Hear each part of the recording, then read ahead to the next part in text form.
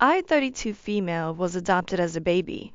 It was supposed to be a closed adoption, but my biological parents' names were visible on the paperwork that came from the hospital and adoption agency. I was able to track down my bio mom about 10 years ago. We exchanged a few emails and talked on the phone, and she sent me photos of my bio siblings who weren't placed for adoption.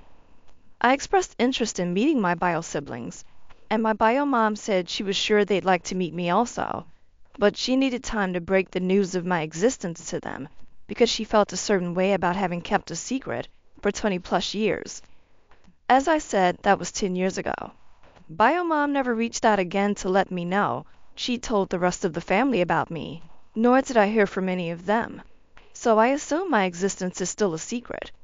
And when I did try sending her an email about something unrelated, it was actually a medical history question.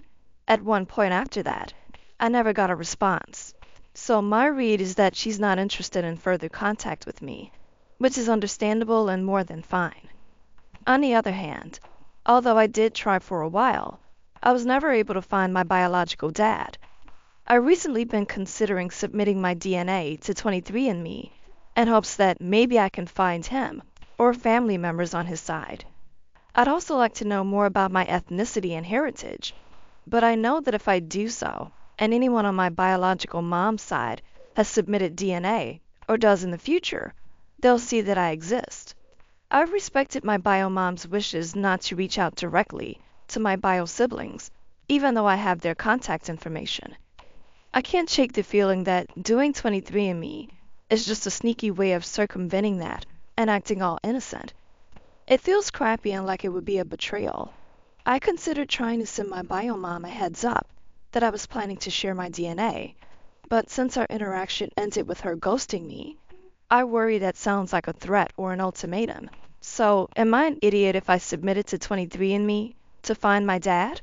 Or should I try to warn my bio mom first? Edit. From what I've been told, there was nothing too bad or traumatic about my conception. My bio dad was someone my bio mom was casually hooking up with in her early 20s. When she found out she was pregnant, she didn't tell him because she knew she didn't want to raise a baby with him. Honey, you're not the idiot. Don't worry about her feelings. She's not worried about yours. Worse, this woman couldn't be bothered to get back to you regarding a question about your medical history. Ugh! Wanting to know your biological family's a valid reason to use 23andMe. You don't owe your biological mother to keep your secret. You have every right to contact your siblings too. I would warn her if you consider doing so that she can break the news herself. Yet if she doesn't reply, you have the right to contact them. Yet you should always be prepared that they, and your biological mom, might not respond in the way you expect them to respond. Yep, it's a publicly available test that OP pays for, so no other person has the right to stop her, nor is she required to inform anybody whatever her purpose. I fully believe that medical history should be provided during a closed adoption. Everyone should be entitled to that, to know what to screen early for. OP has no idea if there's a family history of cancer, diabetes, high blood pressure, stroke, etc. I might be a little salty because I reached out to my bio dad last week, and that monkey fighter blocked me. And I think it's freaking rude that your bio mom ghosted you. Regardless, you can't live your life tiptoeing around her. It's not a personal attack against your mom. You have the right to learn about yourself. She had 10 years to break the news. That's far more than enough time. Test away if you desire. Donor-conceived person here. My take is a little different from other folks. I would proceed with extreme caution and understand that your bio dad might not want his entire family informed before he has a chance to decide what he wants. I know because I did precisely that and blew my shot at ever getting to know him. Do not message relatives with questions about bio dad or anything else without his consent. In my honest opinion, you are the idiot if you don't take precautions. But more importantly, you might miss out on knowing bio dad at all. I wish you luck in finding your bio dad, but be aware he may not want to know you. For starters, I'm a 19-year-old female, and my boyfriend Nick is 18. We've been together for almost 4 months. Before him, I was in a really toxic relationship, resulting in major trauma and trust issues that still affect me today. With Nick, these problems have almost disappeared, but there are still moments when the problems come back. Recently, I started writing in my diary as a distraction, a reminder that the diary's in my phone because I don't trust anyone in my house, thinking they'll find it and read it without my permission. One day, Nick and I were on a call and talking, but I was really upset because earlier we had had a small fight. So I opened up my notes app and started writing about how Nick had gotten on my nerves lately, and how some fights have happened because of my trust issues and other stupid stuff. Nick heard the tap, tap, tap from writing on my phone and said, "What have you been writing for so long?" I didn't want to say anything, so I said, "Oh, nothing, just some things to remember." Eventually, though, I said that I was writing on my notes app, and he said, "May I see?" I said, "No, sorry." Because of that, he started begging and crying, telling me that I was hiding stuff from him. I felt bad, and after about 30 minutes, I told him what it was about. And he told me, "When you're feeling down for anything that's happening in your life, come straight to me. I don't care if it's something stupid. I just want to know so I know that you're not hiding something from me." Ultimately, he never saw the note or anything I've written in the past. So, am I the idiot? Jesus, not the idiot. Who does he think he is to demand to know about your own secrets? 4 months is nothing. This is so controlling and stupid. He has no right to be acting like that. If he can't trust you that much, what are you two doing together? Honey, you're in another toxic relationship. You are not the idiot, and I think you need to get out before you get in too deep into this relationship, and then use that hardcore diary to figure out why you keep getting into these toxic relationships. He started crying because you were writing something private? Girl, yikes. Privacy is important, including in relationships. What you write in your journal can be personal. There's nothing wrong with that. So he should respect it. It's natural to be curious, but upon hearing no, he should have simply respected it and left it there. You could benefit from taking a break from dating and learn how to trust again and build healthy relationships. My question is, why did she alert him to the fact that she was keeping a secret by creating the diary entry right in front of him? That's like walking up to someone and saying, "I've got a secret, but I promise not to tell you."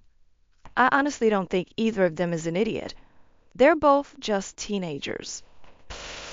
I, 25 male, have been married to Ella, 25 female, for 2 years now.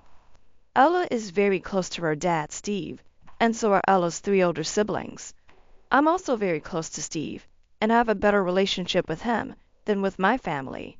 We spent a lot of time with Steve, Ella's 3 siblings, and their partners. It's nice. When we met, I knew Ella loved being close to her family and liked living near them.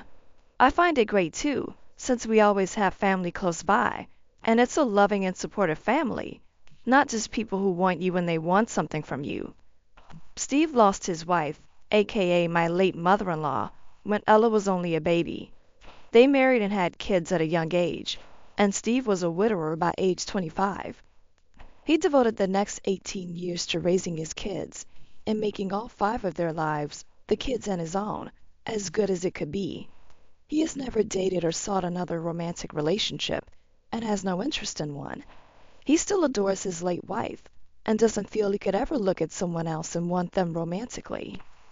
This is something that Steve's sister has been against, upset by, very opinionated on. Over the years, Steve's sister has told him he needs to move on and has thrown women his way in the hopes he'd find someone and open himself up to falling in love. She tried telling Steve he would end up alone and miserable once the kids moved out, that he wouldn't have anyone around him. She tried to convince him he was dying for a woman in romance and an adult of a similar age to him to spend his life with. From what Steve has told me, she's been pretty annoying about it. Which gets me to the conflict. We celebrated Steve's birthday a little later than planned, last weekend to be exact, because life got in the way. His sister came into town to surprise everyone and said she wanted to celebrate with her brother. The dinner quickly turned into the sister encouraging him to date again, dismissing Ella and her siblings, when they pointed out he isn't alone like she's saying, and her telling them that they simply wanted him to remain faithful to their ghost mother forever.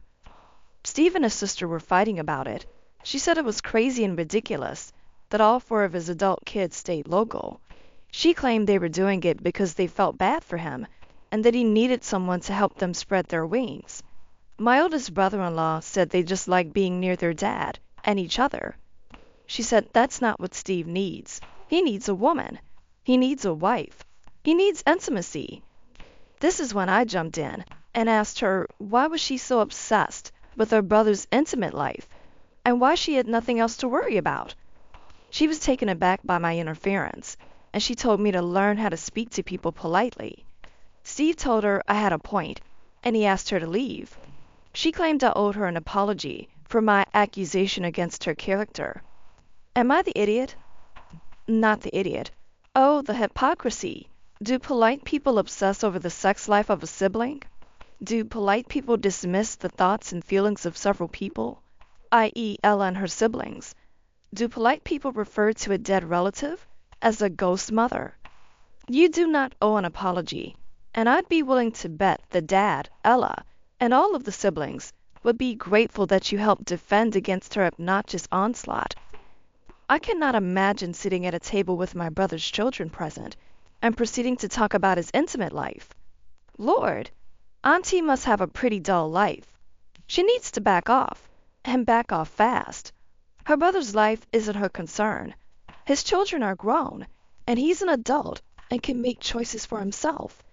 Good job sticking up for your father-in-law and your wife's family. Really. My son, who will become a young teen in a month, has this girl, Shannon, same age, with whom he's literally been best friends with since pre-K. They call each other brother and sister. We moved school districts, and because of technology, he's been able to keep in contact with her through text and calls, and they play Fortnite and COD together. They talk every day. He came to me tonight and asked me if it would be okay if he had a sleepover at her place, as long as her mom and dad were okay with it. I'm close to her parents and we go out often, all of us. I said I was absolutely okay with that. My fiancé, not my son's father, lost his crap nearly immediately. I can say with the most confident 100% certainty that absolutely nothing inappropriate would happen. But this makes zero difference to my fiancé. He says there's no reason for him to have a sleepover at a girl's house. Keeps saying, why does he need to? That's right, he doesn't. Now I'm actually incredibly put off by my fiancé's attitude on this. I just gave birth to our daughter a few months ago. Since then, he's your typical girl dad and keeps saying, if I wouldn't let my kid do it, then I'm not going to be okay with my stepson doing it either. Or it would be a cold day in a hot place if I let any hormonal teenager spend the night with my daughter. It really just makes me angry. I trust my son, and like I said, I know nothing inappropriate is going on there. This is his best friend, and not to pull this card, but they aren't even remotely each other's type. My son is short, 4'1". Shannon is 5'9". She's a fiery red-headed Irish girl who would probably knock my son out if he ever did try anything. But if I'm being honest, it's really my fiancé's attitude about it that makes me angry the most. He's making out like my son is going to be a creep toward Shannon, and made a comment saying, are you ready to be a darn grandmother at your age? My son hasn't even had his first kiss. I told my fiancé his attitude surrounding this and his initial freak out was a turnoff. I'm thoroughly grossed out by him, making this out to be something it's not. He says I'm an idiot for not seeing it for what it is, and that no guy wants to spend a night with a girl he isn't interested in. Something's gonna happen. Am I the idiot for wanting my son to be able to spend the night with his friend, and for being disgusted by my fiancé, to the point of not even wanting to look at him over this? Not the idiot. My daughter had a best friend who was a boy at around age 12. We brought him on vacations with us. He spent weeks at our lake house in the summer. It was fine. I don't think it's a big deal. Trust research shows that this is precisely how trust works. Kids are likelier to be trustworthy when parents make it clear they're trusted. And if you were concerned, I'm sure Shannon's parents would arrange for the kids to sleep in an open space in the house, like on the couches or something, and not in her room. Your fiance is doing some serious projecting, and it's not good. It might be time for some couples therapy before you get married. I'm sorry you already had a daughter with what sounds like a terrible guy to have a sandwich with, let alone a child. This dude sounds unhinged. He's not your son's father or stepfather for that matter. He seriously needs to back off. I hope you don't let him enforce punishments. Your boyfriend needs to stay in his lane. Anyone who subscribes to the idea that boys and girls or men and women cannot be platonic best friends is the idiot. I-23 female will keep it short. My new sister-in-law is extremely rude, 25. She'll straight up ignore you if you try to talk to her. She's never engaged with the group and is always on her phone. One-word answers are very common. Eye rolls and so on. This has been brought up multiple times to both of them, and the reason she gives is that she's an introvert. I'm also an introvert, and I know that means I get my battery charged by myself and not in group settings. It doesn't mean introverts don't know how to interact with people or be polite. We were having dinner for the youngest 21st birthday. After the food, everyone was mingling. My mom tried to talk to her but got a cold shoulder. While she was on her phone, I asked if she wanted a take-home box for some cake.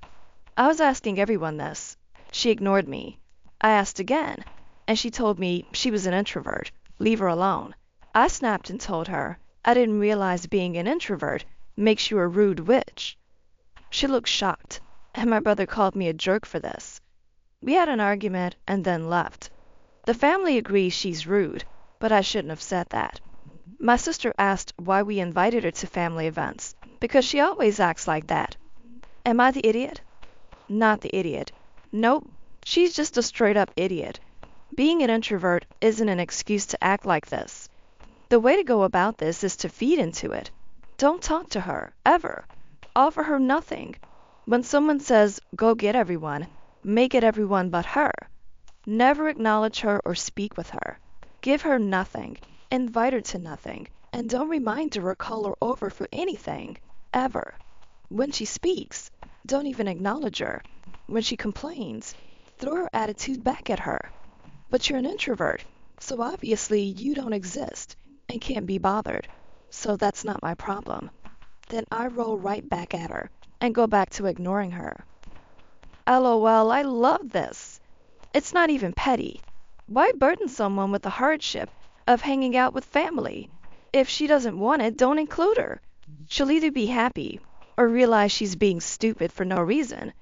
Either way, it's a win-win situation. Yeah, what a miserable person she is. I'm an introvert, and I have awful anxiety. Sometimes I cry from relief because I walked into the door of my house, and it's quiet there. I still know how to say, no thank you. Rolling your eyes, ignoring people, acting like you're some entitled A-list star whose peon should have informed everyone not to talk to you or make eye contact. Please, if her guidelines for being around your family is that no one is allowed to interact with her, then why TF is she there?